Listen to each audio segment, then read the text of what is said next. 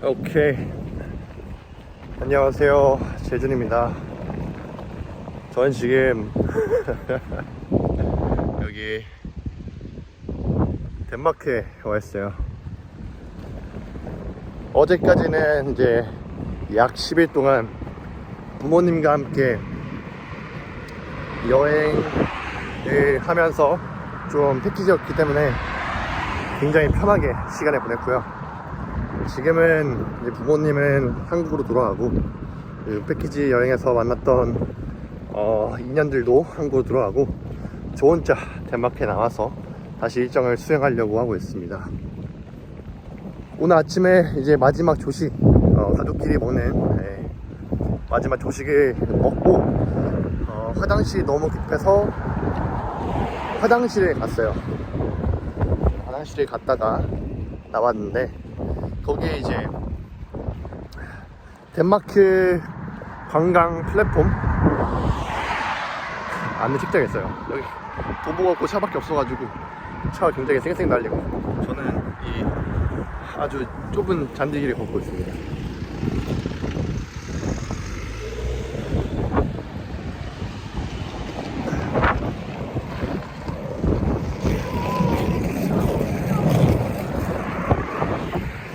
여기는 완전 차도라서 이렇게 횡단보도도 없어도 혼자 걷고 있어요. 약간 한국으로 따지면 코펜하겐이 서울이니까 약간 양평 시골에 있는 구석에 있는 어떤 체험시설을 가고 있습니다. 이게 바로 아까 제가 말씀드리다 끊겼던 밥 먹다가 화장실 갔다가 돌아온 길에서 발견했던 관광 플랫폼에 있는 Air Experience라는 거고요. 이게 뭐냐면 스카이다이빙을 땅에서 경험할 수 있는 겁니다. 돔처럼 원형 우리 유리컵 같은 모양 관에 들어가서 좀 넓은 관이죠. 거기 들어가서 아래에는 강한 공기가 나오고 전 거기서 점프를 하는 겁니다. 즉 스카이다이빙 무섭게 하늘 날지 않더라도 스카이다이빙의 기분을 대리 만족해서 느낄 수 있는 거죠. 예전부터 해보고 싶었어요. 스카이다이빙 해보고 싶었는데 사실 이거는 너무 무섭고 리스크가 커서 못하겠고, 그럼 대리 만족으로 안전하게 스카이다이빙을 즐길 수 있는 걸 해보고 싶었는데 제가 알기로는 한국에 없었던 것 같은데 있었나? 아무튼 기회가 되면 해보고 싶었는데 이렇게 또 덴마크, 우연히 온 덴마크 숙소 근처에 또 이게 있어가지고 바로 예약해서 가고 있습니다. 가고 있는데 사실 제가 계획을 세우는 스타일이 아닙니다. 일단 부딪혀보고 그 과정에서 문제 해결을 하는 스타일인데, 이번에도 일단 덴마크 교통카드, 덴마크 버스 어떻게 타야 되는지 모르는데 그냥 한번 부딪혀봤어요. 갔는데 미국처럼 당연히 애플페이는 안되고 그리고 제가 또 지금 덴마크 캐시가 없습니다. 유로밖에 없어요. 그래서 덴마크 현금도 없으니까 지금 우여곡절 땀 찔찔 흘리고 있으니까 기사님이 그냥 너 됐고 그냥 타라고 하셔서 공짜로 여기까지 왔고요. 여기서 한 15분 걸어가야 돼서 버스 내려서 15분 걸어가서 걸어가고 있는데, 여기는 아까 말씀드렸던 것처럼 뭐 보면 차도 밖에 없는데 차도 잘 안 다니고 보시면 도보도 없어요. 심지어 캐리어 이거라서 질질 잔디밭에 잘 굴러가지도 않는데 질질 끌고 걸어가고 있습니다. 조금 무섭기도 했고 막막하기도 했고 조금 어이가 없기도 한데 사실 이게 또 여행의 매력이 아니겠습니까? 이런 게 여행의 매력이니까. 이 영상을 어떻게 써야 할지 모르겠네요. 이거를 공황장애나 엮어서 써야 할지 아니면 그냥 여행기로 써야 할지 모르겠는데, 일단 그래요.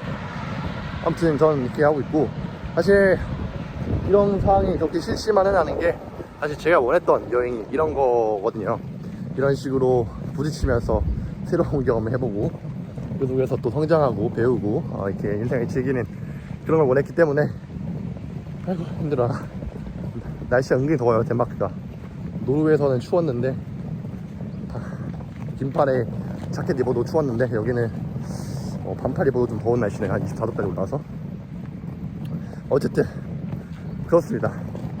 상당히 어려운 고난을 겪고 있지만 이런 경험 자체로 사실 제가 원했던 거고, 또 이렇게 해야 또 이게 인생의 자산이 되지 않겠습니까? 그래서 일단은 사실 가는 게 좀 심심하기도 하고, 또 이런 과정들을 기록해보면 어떨까. 생각보다 이렇게 여행을 하면서 제 여행 스토리를 궁금해 주시는 분들이 많아서 이렇게 또 카메라에 켰네요. 이제 거의 다 온 것 같아요. 다 온 것 같고, 그거 에어 익스피리언스 스카이다이빙 끝나고는 또 30분을 걸어서 지하철로 가야 되는데 버스 교통카드 없어서 뭐 어쨌든 뭐 어떻게든 되겠죠. 뭐 저도 모르겠습니다. 이런 저의 모습을 보면서 이 친구 참 마인드가 다르다, 뭐 용감하다 라고 생각하는데, 저는 그렇지 않고요. 저 똑같이 무섭고 두렵고 막막하고 답도 없고, 여기 뭐 예쁘긴 더럽게 예쁜데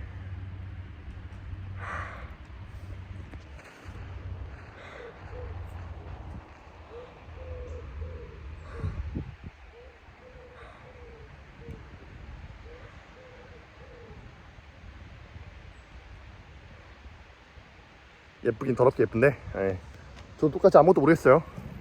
단지 제가 원하는 게 뭔지 스스로에게 집중하고, 집중하는 과정을 통해서 계속 어떻게 할 수 있을지를 고민하는 거죠. 두려움에도 불구하고. 결국 인생을 바꾼 차이는 거기에 있다 생각합니다. 하기 싫은 일을 하든 하고 싶은 일을 하든 사실 두렵고 괴롭고 힘든 건 똑같거든요.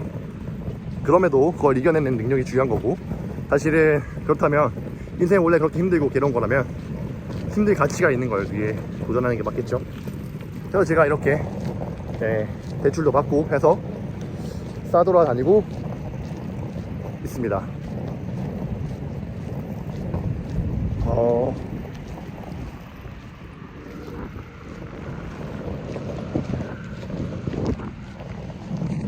보시면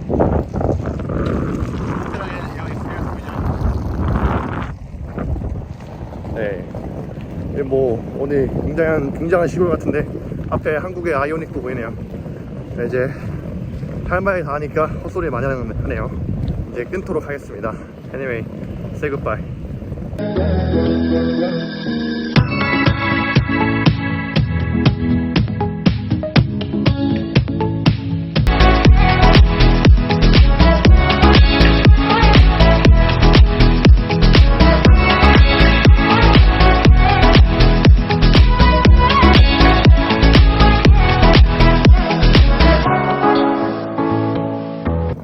방금 이제 저기 뒤에 보내 저 돔 보이죠? 저기 뒤에서 실내 스카이다이빙을 하고 왔어요.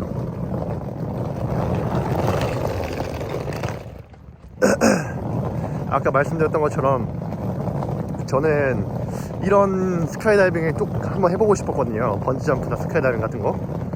그리고 번지점프보다는 스카이다이빙, 진짜 하늘 나는 느낌을 한번 느껴보고 싶었었어요. 사실 스카이다이빙이 저 리스크가 크다고 생각해요. 낙하산, 물론 서브 낙하산이 있겠지만 안 펴지면 제가 생각하기엔 좀 리스크가 크다고 생각해서 안 하고 있었는데, 그러다가 우연히 저는 라스베이거스에서 하는 실내 다이빙을 한 3년 전쯤에 발견했습니다. 기회가 되면 진짜 해보고 싶다 했는데 그냥 막연하게 해보고 싶다라고만 생각했지 진짜 실천은 못했던 것 같아요. 해보고 싶은 거에 대해서 좀 더 도전했어야 되는데 도전하지 않아가지고 못했고요. 그러다가 이제 우연히 오늘 아까 말했던 것처럼 이렇게 봐가지고 하게 됐는데 너무 재밌는데요. 사실 15만원이었어요 이제 1분씩 2번 하는 거는 12만원이었고 2분씩 2번 하는 건 15만원이었는데, 좀 제대로 할 거면 한번 할 거면 제대로 했나 싶어서 2분씩 2번 하는 걸로 했습니다. 이따 동영상 이렇게 첨부할 건데 너무 재밌네요. 드는 생각이, 이게 지금 15만원이긴 해도 좀 더 저렴하게 해서 한국에 하면 할 사람 있을 것 같거든요. 어디 양평이나 가평이나 이런 식으로 해서 해도 될 것 같고, 아니면 이게 시간이 그렇게 오래 걸리는 게 아니니까 아예 그냥 강남 항공편에다가 해서 이 직장인들이 좀 스트레스 풀로 오는 컨셉도 괜찮을 것 같고, 왜 이게 한국에 없지? 라는 생각이 드네요. 한국에 있는데 제가 몰랐거나 아니면 좀 홍보가 부족했나? 뭐 자세한 그 정황은 모르겠어요. 근데 이거를 경험을 하면서 이거를 한번 사업을 해봐도 되겠다, 창업해봐도 되겠다 라는 생각을 했습니다. 어떻게 보면 저는 모든 부분이 그런 건 아니지만 한국이 많은 부분에 있어서 느리다고 생각하거든요. 어떤 문화, 사업, 뭐 서비스, 트렌드적인 부분에서 말이죠. 그래서 이렇게 항상 해외에 나가면 느끼는 게, 특히 저희보다 잘 사는 나라, 훨씬 더 좋은 시스템을 가지고 있는 나라 와서 보면 느끼는 게, 이거를 한국에 적용하면 참 좋겠다, 왜 한국에서 이걸 어떻게 못하고 있었지? 라는 생각이 참 많이 듭니다. 그래서 저도 모르게 자연스럽게 비즈니스 길을 발견하게 되는 그런 선순환이 있는 것 같아요.